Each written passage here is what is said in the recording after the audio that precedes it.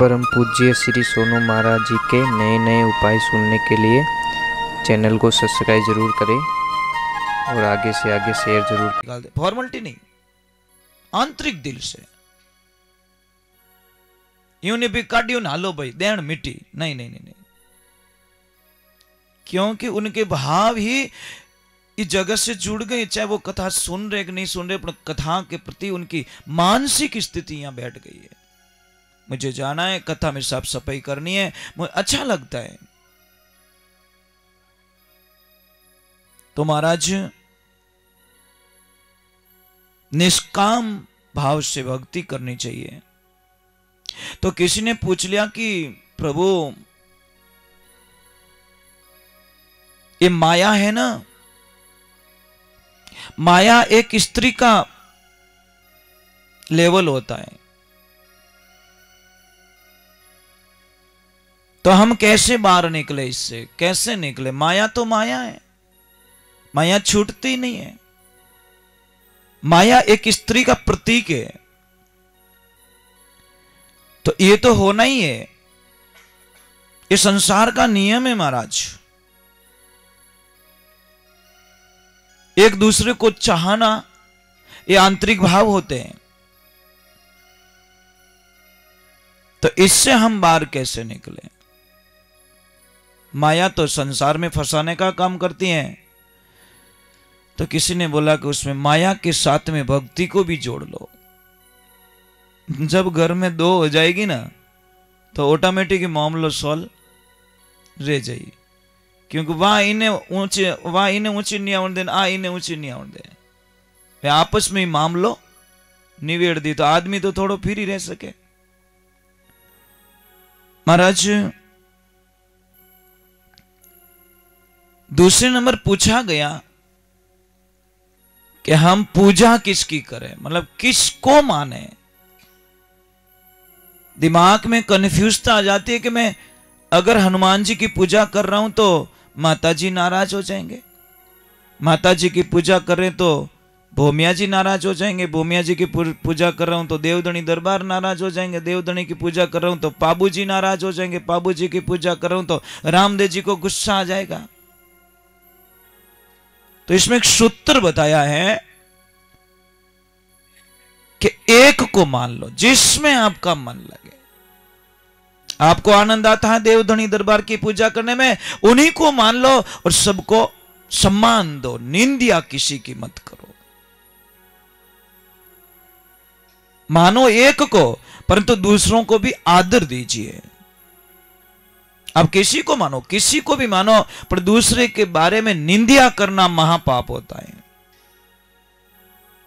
तो ये भाव हो गए। फिर पूछा गया कि भगवान अवतार लेते हैं कि हाँ, तो लेते, परंतु कितने अवतार लेते हैं? तो उत्तर मिला है कि प्रभु 24 अवतार लेते हैं, और 24वां अवतार जो होता है कलयुग का लास्ट अवतार। सब युग आ गए, पर लास्ट में जो अवतार होगा प्रभु का, यहां से पहले 23 हो चुके। कितने? 23 अवतार हो चुके। प्रथम जो अवतार हुआ था सनत कुमारों के रूप में, जो ब्रह्मा जी से पुत्र रूप में प्रकट हुए थे। सनत कुमार जैसे ही बड़े हुए,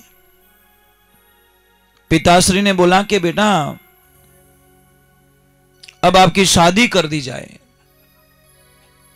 तो सनत कुमारों ने बोला नहीं पिताजी, हम शादी के चक्कर में पड़ना नहीं चाहते।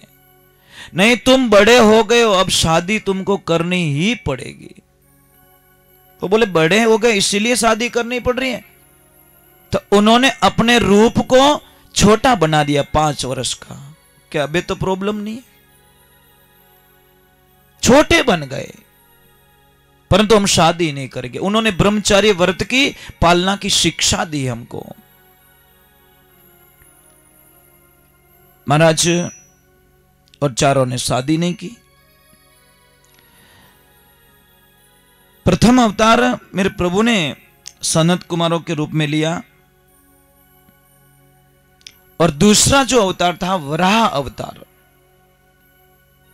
तीसरा अवतार था देव ऋषि नारद के रूप में, और चौथा अवतार नर नारायण का था, पांचवा अवतार कपिल, छठा अवतार यज्ञ नारायण, सातवां अवतार दत्तात्रेय।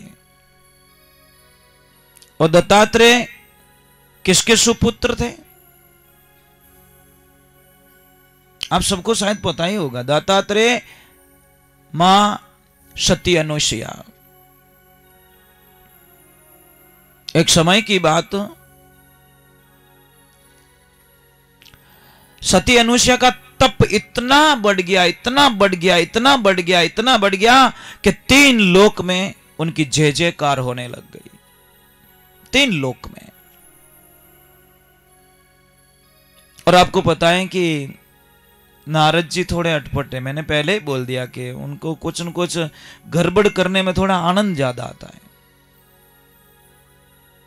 एक समय मुनि नारद चाल्या धुनबेने की तान पे, सती अनुसुईया का नाम रटा जद पूछने लागी पार्वती, कहो नारद मेरे से बढ़कर हुई दुनिया में कौन सती। नारद किसका नाम ले रहे हो? अरे कि माता, आप माता पहुंच सको नहीं उस नारी के केस को। अरे वह 6 महीना रा बालक कर दे वह ब्रह्मा विष्णु महेश को। ए मां, आप क्या जानते हो सती के बारे में? एकदम पार्वता जी रो मुंडो उतर गो कि मारो मोटी कोई सती। और भोलेनाथ ने छुपा के रखी कि तो अंढाई नहीं आल। अब महाराज लफड़ा लगा दिया। अब लक्ष्मी जी के द्वार पे गए, उधर भी यही बोल दिया कि आपकी गिनती नहीं है, आपसे भी बढ़कर कोई मृत्यु लोक में बैठी है। अब ब्रह्माणी जी के वहां पे ब्रह्मधाम चले गए। महाराज तीनों घर में ऐसा भयंकर झगड़ा करवा दिया कि तीनों ने बोला कि जब तक उस सती का सत नहीं डिगा के आएंगे तब तक हम इनसे बोलेंगे नहीं, बात नहीं करेंगे, ना रसोई बनाएंगे ना कुछ करेंगे। अब तीनों जैसे ही आप आपके घर पे गए तो तीनों पटरानियां एकदम कोप भवन में जाके बैठ गई। और आपको पता है महाराज, पहले एक सिस्टम हुआ करता था। राजा महाराजाओं के टाइम में एक सिस्टम था कि जिस किसी भी माता बहन को गुस्सा आ जाए, कोई शिकायत करनी हो, तो एक भवन बना होता रहता है, उस भवन में जाके बैठ जाओ, आपकी शिकायत सुन ली जाएगी। जाओ वहां पे पर्सनल शिकायत होती थी,